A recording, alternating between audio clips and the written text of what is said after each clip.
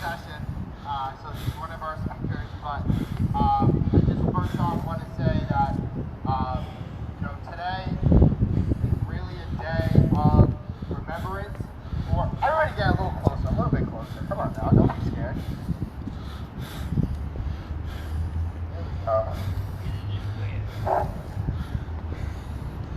Today is a day of remembrance of George Floyd as he was murdered by the state, by the police officer named David Chauvin.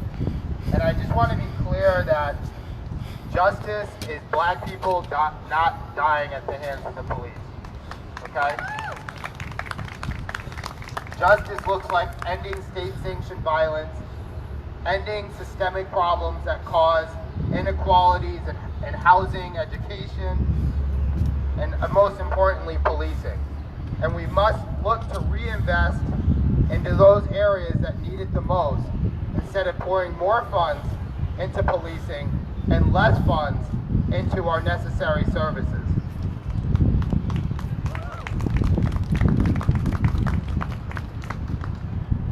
And so at this time, I would ask everyone to have a moment of silence in honor of George.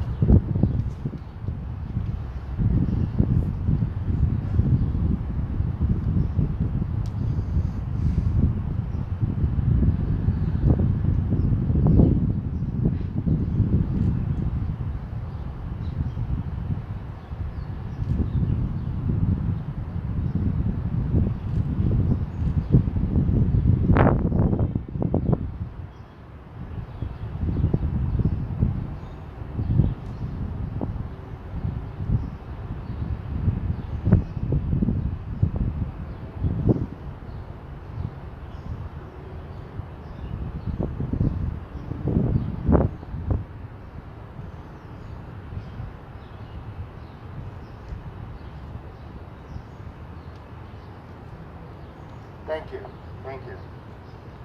All right, well, today we're here to not only honor George Floyd, but most importantly, we seek accountability in this state, all right? Now there's this thing, I don't know if you all heard of it, but there's this thing called Leobor. Raise your hand if you guys are familiar with Leobor. Oh, this is a very educated crowd here. You gotta go, that's what we know. That's right. Now for those who don't know, Leobor also stands for the Law Enforcement Bill of Rights. The Law Enforcement Bill of Rights is an extra set of protections to law enforcement that allows them to get special privileges, just like if they were to murder a black person in the street. Now, most of you know that there were a testimony in which 75 to 100 people came out and testified against Leobor. Can we give that a round of applause, please?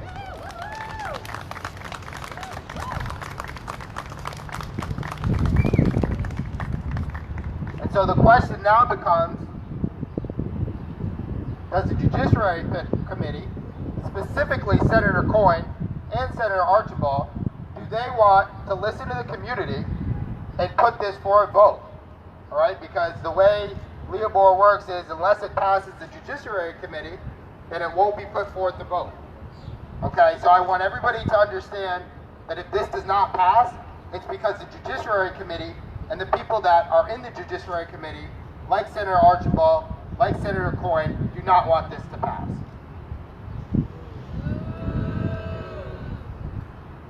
All right, so we must mobilize, we must listen to each other, we must build together. All right, I see a lot of folks. I see Corey Jones in the crowd. Can we give it up for Corey Jones?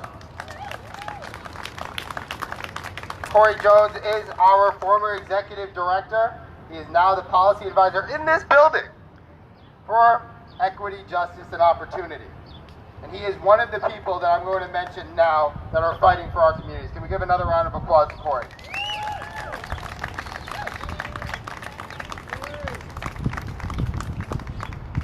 To the left of Corey, we have Dan Denver, the leader of Reclaim Rhode Island.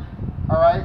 Now, Dan is someone who I met just recently. When I mean just recently, I mean a couple of months ago, which is relative to a lot of the work that everybody's been doing is pretty recent.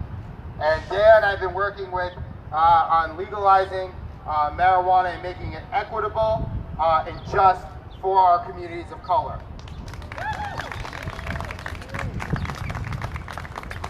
And that means being able to expunge all the records of people in prison due to marijuana charges.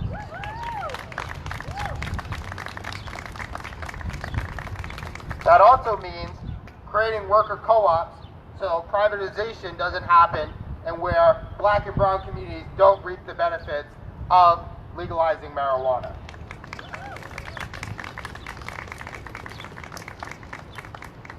I also want to acknowledge our first ever and co-founder, executive director, Joyce Wise.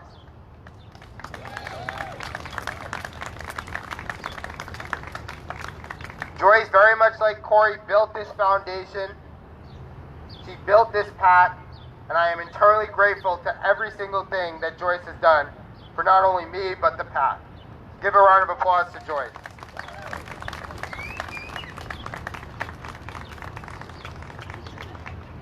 We also have the MVP, our senior advisor, Corinne. Can we give it up for Corinne? Corinne comes from a long family of activists in the community.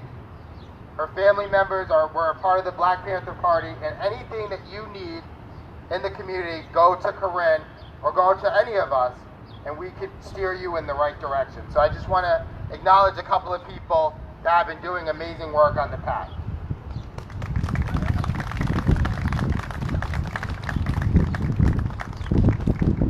Joyce, are you ready to talk? There's really no way for me to be like, hey, are you ready? At this time, give it up for Joyce Wise.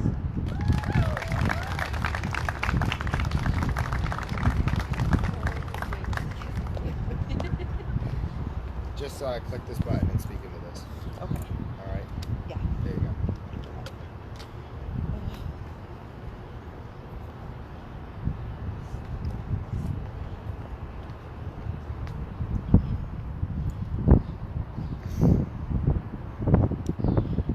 Do you mind? Oh, I'm sorry. No, it's okay. Oh, wait. Can I prompt my phone up there? Can you what? Can I prompt my phone? You want me to hold it for you? Or Yes. Thank you. Thank you. No, you should turn this so I can get you. Okay. That works. We're gonna Did you figure see it it? out. Yeah. Perfect. Thank you. All right. Can you guys hear me? Just speak into this. Mhm. Hold down. Just speak into that. Just speak into that. Can you hear me? Hello? Hello? Other side? Other side. Hello, hello? Thank you, Steve. Thank you. Okay. Thank you guys for having me. Thank you, Harrison, for having me here. Thank you guys for coming out. It's a pleasure and an honor to be here and to speak to you guys. Move the mic up. Just a little. Is it you better now? Am I good? Okay. I wrote something really brief in regards to this day. I really didn't want to stress or kind of reiterate, his death. But today I really wanted to use my platform just to kind of really speak on the things that really matter most, right? During this time. I recall George Floyd's assassination this time last year like it was yesterday. I recall watching the video as my 11-year-old son handed me his phone in disbelief. My first reaction to him was, don't show me those types of videos, the dramatic ones that appear to be like relatively over dramatic and something that couldn't appear to be in real life, right? But then as I opened my phone and came across my social media, I realized that this wasn't a dramatic video, but something that was literally happening in real life. I then proceeded to yell at him for showing it to me, but then came to the realization that this was actually happening. I was literally watching a video of a man being assassinated at the hands honestly, the longest 9 minutes and 29 seconds of my life. I came here today to not echo Mr. Floyd's death. I came here to point out a factor that I don't take lightly, and that is that, thank you, and that is that George Floyd could have easily been me, my sons, and so many like me, and every other black and brown and indigenous. He did not willingly give his life for this cause. He was murdered. I'm adamantly and unapologetically using my platform God has given me to push the importance of defunding the police. What this means is due to the Academy's inability to produce law enforcement that can protect and serve all people despite color, race, and ethnicity, we no longer can trust the Academy to produce officers that are going to serve and protect all of us.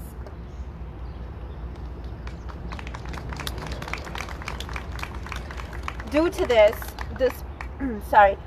our communities no longer need them, and they no longer serve a purpose in our communities. I believe this may perhaps stem from a lack of many components that, quite frankly, I can't really justify, so I won't. Blacks are being slaughtered at the hands of police at an alarming rate, and we are taking to the streets because we are tired of being tired. State and local governments aren't doing enough. The continual use of force through police brutality is not something we are going to stand for.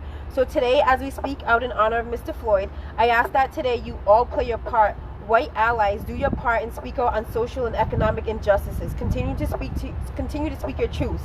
Lobbyists, liberals, activists, and those who stand against social injustices continue to apply pressure. I thank God for the young lady that was brave enough to record Mr. Floyd's assassination, because he was assassinated. He did not give his life for this cause. I thank God for her because we were able to see a small victory that provided a smaller glimpse of hope. I want to just read something that I had read from Malcolm X. And he said, "You're not to be so blind with patriotism that you can't face reality." I'm sorry. Wrong is wrong, no matter who does it or says it. In other words, what's right for one should be right for everyone. You can't pick and choose who you want to protect and serve, no matter what. So today, again, I want to really stress the fact that it is everyone's responsibility to adhere and to speak up on social injustices. And when you see something wrong, don't turn a blind eye. Don't think because it's not pertaining to you or people that look like you that it's irrelevant. Because you don't know that if, something that you could fix could save somebody's life. So continue to apply pressure, continue to speak your truths, continue to do what is right. No matter who is looking, no matter who is watching.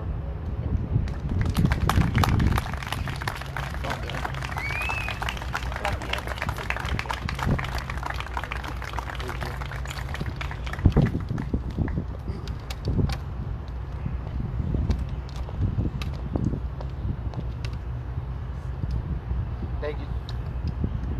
Thank you, Joyce. Everybody give it up for a round of applause for Joyce again.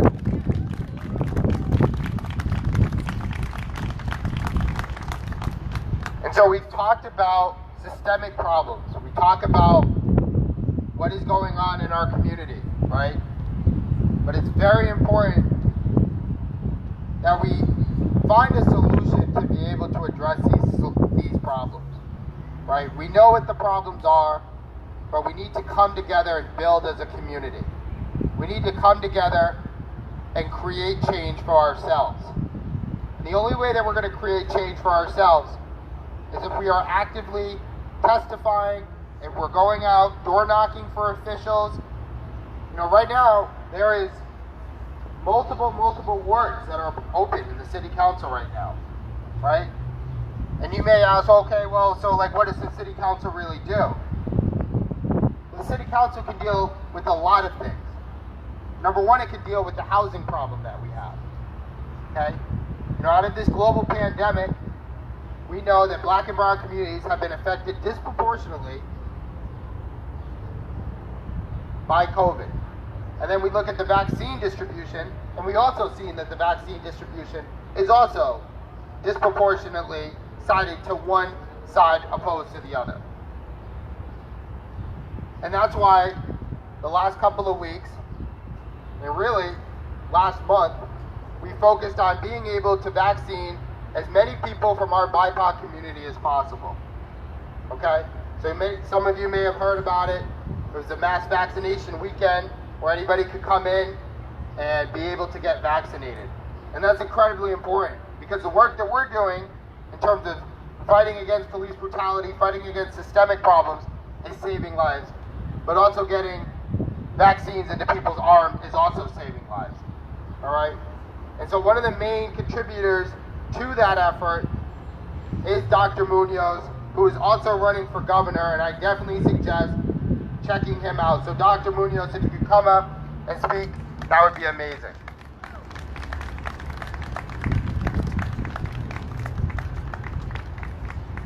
Thanks a lot.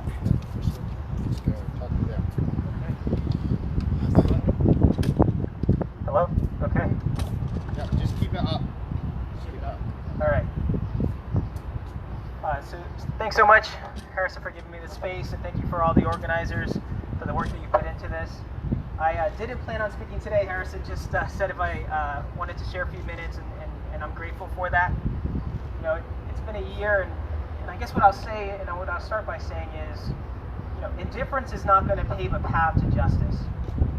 And the fact is that indifference is pretty pervasive in all of the institutions, whether it's policing or the building right behind us.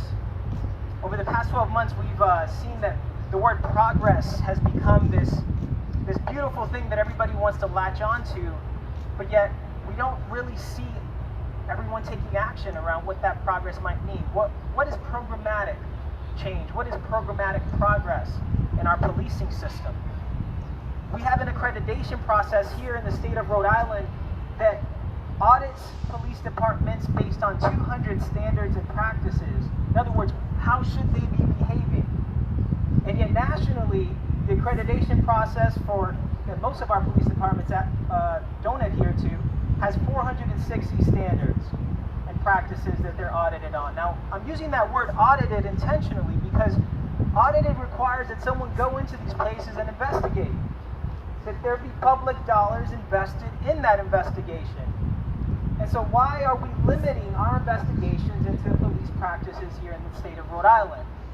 Why are we not calling for really an answer to the question, is racial justice a practice? Is racial justice a principle that our policing systems even think about, let alone implement practices around?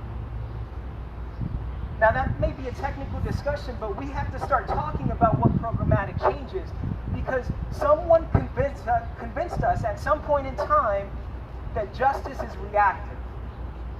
That justice is a reaction to an injustice.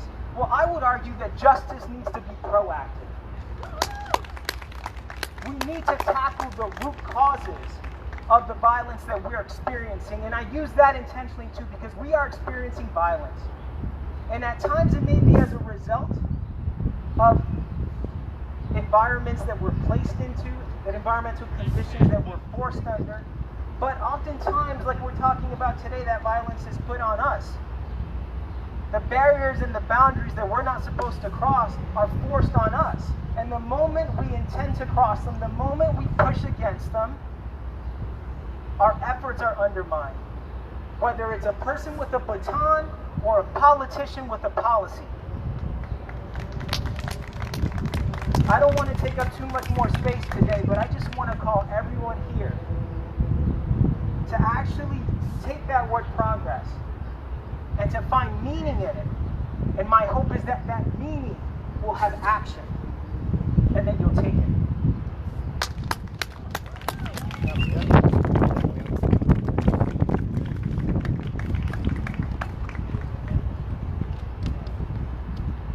Thank you so much, Dr. Munoz.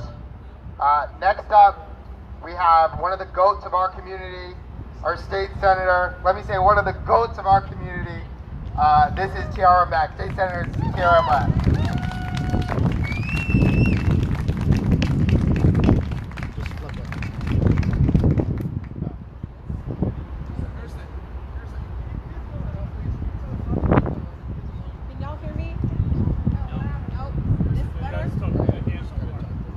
here, okay.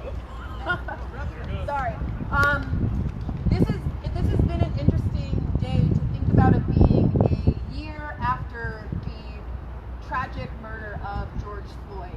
And not only that, this past year and more has been marked by more Black deaths at the hands of state violence, systemic violence, and routine violence against Black, brown, and low-income communities. And it was hard today to hear that entire focus shifted onto one tragic incident and not the generations and decades of injustices that have led to situations like George Floyd. Earlier, Dr. Munoz talked about the violence that we experience, not just here in our city, but on a systemic level.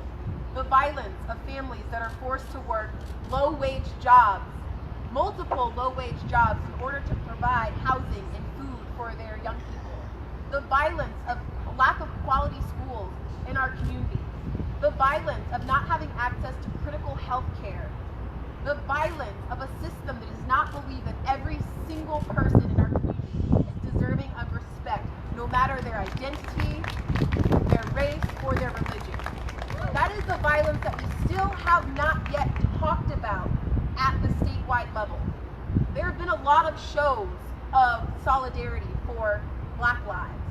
There's been very little progress to tangibly change the ways in which Black and brown and low-income people experience real and tangible change in the precipice of a national and global conversation about how we reckon with racism, not only in our policies, but in the practices of those policies.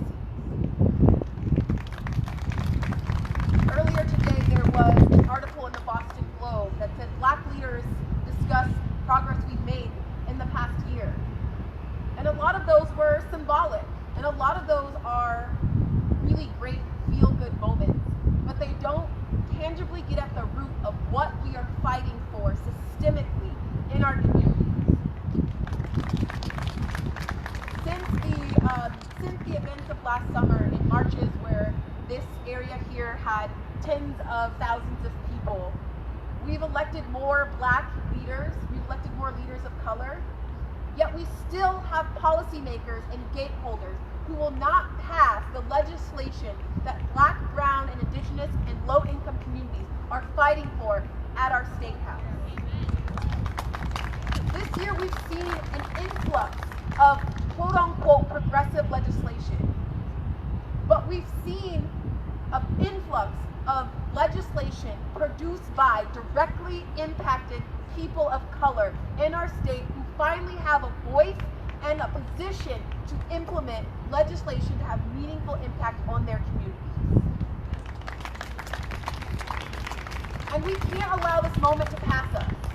They will say that they did their best in this year as we all get back to work and we see the crowds diminish and we see people having to go back to their low-wage jobs, going back to their homes that they can't afford, which are more than 30% of their income, going back to jobs that don't give them access to quality health care.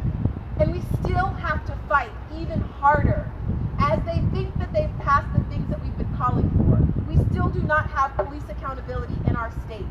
We still have the Law Enforcement Officers' Bill of Rights, which prevents us having police accountability.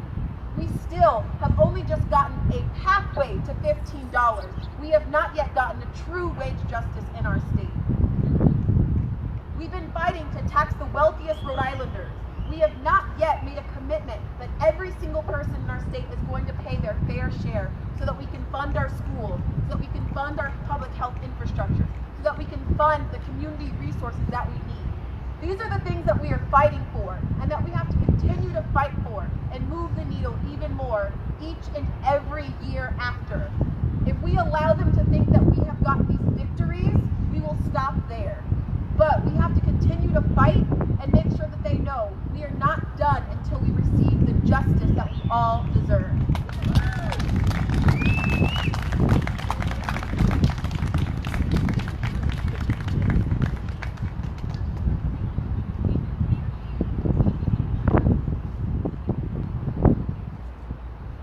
Thank you so much, That was really powerful. That was really powerful. That just goes to show you that elected leaders in our community are here to help, and it's our job to not only elect them, but support them when they're in office.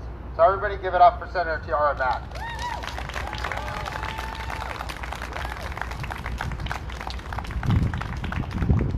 Now, we know that after the George Floyd video, whenever it was our first time we watched it, we knew that each and every single one of us had a distinct reaction that we will never forget. So at this time, what I want to do is I want to come down and I want to give anybody an opportunity to speak and grieve and discuss what they feel like may be necessary in the community so all of us can mobilize and support each other. Does anybody want to come up? Come on, someone's going to come up now. Bro.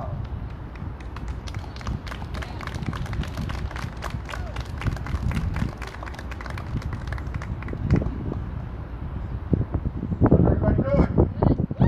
Good, good. Wow. Like I say, after a year, out of most of the words, today was a rough day for me. I want to thank Harrison. My little brother, that man right there, brother. So, your eyes open. Your head is cracked. Black Lives Matter? Black Lives Matter? Black Lives Matter? Black Lives Matter? Black Lives Matter? Black Lives Matter? Black Lives Matter? Black Lives Matter? Black Lives Matter?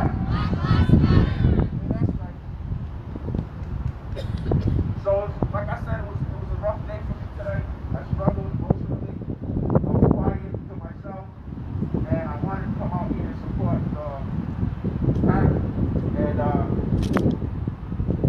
show my support. And like you were saying, and like the Senator was saying, even though the crowds are dwindled, the passion is still there. And it's going to take extraordinary leadership. It's going to take people like everyone out here, ordinary people, doing extraordinary things, like Lewis, like there, from there, like the PAC, like Senator Mack. That's what Black Lives Matter is, ladies and gentlemen. It was a bunch of ordinary people around the country who were fed up and who did extraordinary things to make a change. This state has sparked a revolution over the last year that will change Rhode Island forever. It will never be the same. And I'm fighting every day of my life, the fight of my life, not just for myself and not for my family, but for the country, for the whole world. The fight of my life, right?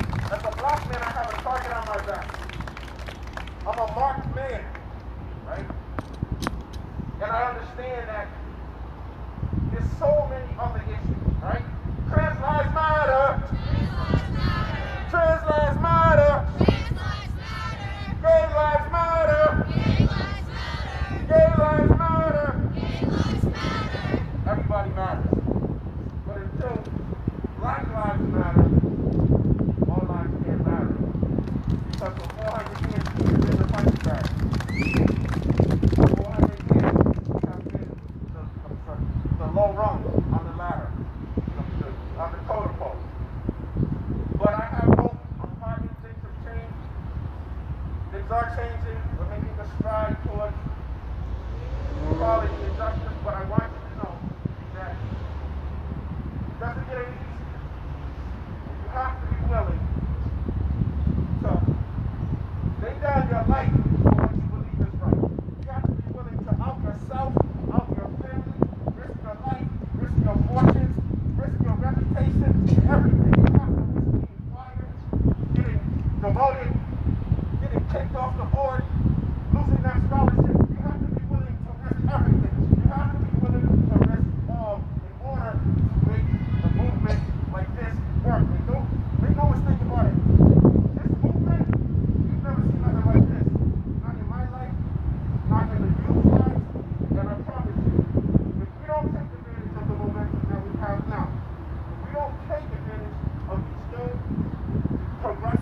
upcoming, fiery, and powerful politicians and activists, if we don't make a move now, guess what? We will have to repeat history all over again. Because power does not like giving it peace. It does not like sharing it. It does not like relinquishing it. The only way that power is going to be distributed equally is when it's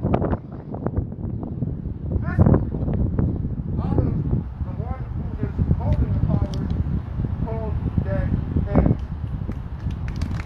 And with that being said, I want to say I'm glad that everybody's here. I thank you. Keep the fire, keep the passion. Don't quit. Don't let it end here. Let's keep it going. Harrison, my man, keep it up, brother.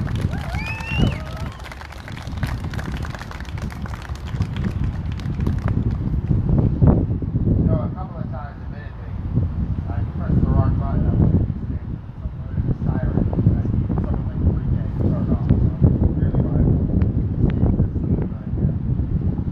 But I really want to acknowledge some people that have been incredibly important during this movement, during the past year. You know, it goes without saying that, you know, without the power of media, without the power of stories being told the way it happened, then we wouldn't know our history, right?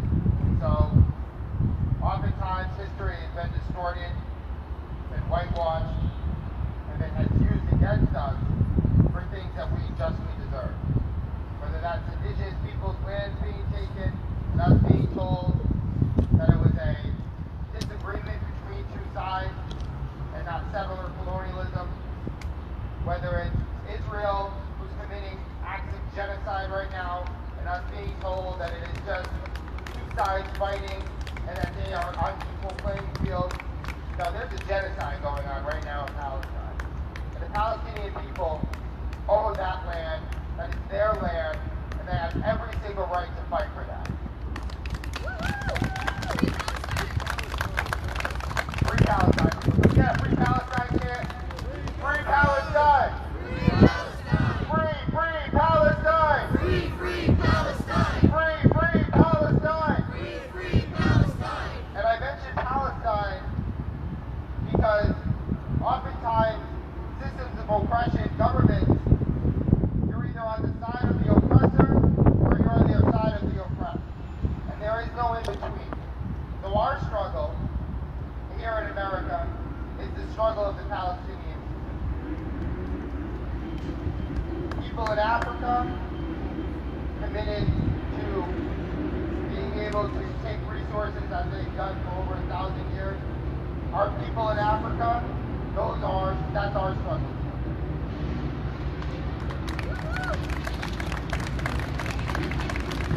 For all of us, in every single group that is oppressed, must come together and fight against the oppressor.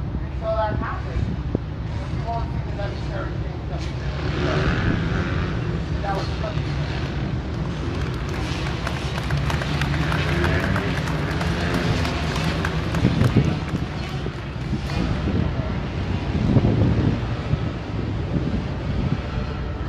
So I just want to thank Uprise Rhode Island, Steve.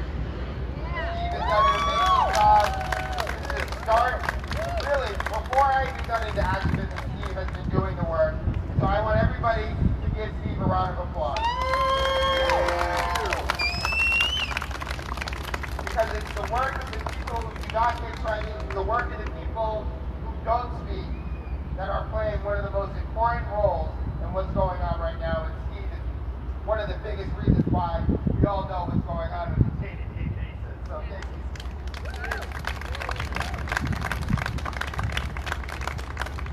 And so in closing, I want to say that it's going to take the effort of people like Steve. It's going to take the effort of Black Lives Matter, RI-PAC. It's going to take the effort of DARE. It's going to take the effort of Reclaim Rhode Island. It's going to take the effort of PSL. It's going to take the effort of PROP-PSA. All of these groups play an integral part. And if you haven't joined these groups, I suggest that you come up and join. And one other shout out, he's hiding all the way in the background. No, I'm looking at you, Enrique. Okay? If I were to give a shout out, I want want to talk about Enrique. Enrique is our political director for the PAC, as well as co-chairs on Prop BSA and Reclaim Rhode Island. Can we give props to Enrique? Now, the amount of work that Enrique does, I'm not sure that he's going to last too long because he's going to burn out. But, you know, everybody should know that what Enrique is doing, as well as Miguel, who's his brother, who's right there in the gray, are doing amazing work. All right, and so if anybody else wants to come up and speak, you're more than welcome. But I really want to thank everyone for coming out here today and enjoying kind of a nice day, but also remembering and addressing systemic problems yet again. Because without the continuous reminder, we won't make change. So thank you very much, everyone. Thank y'all.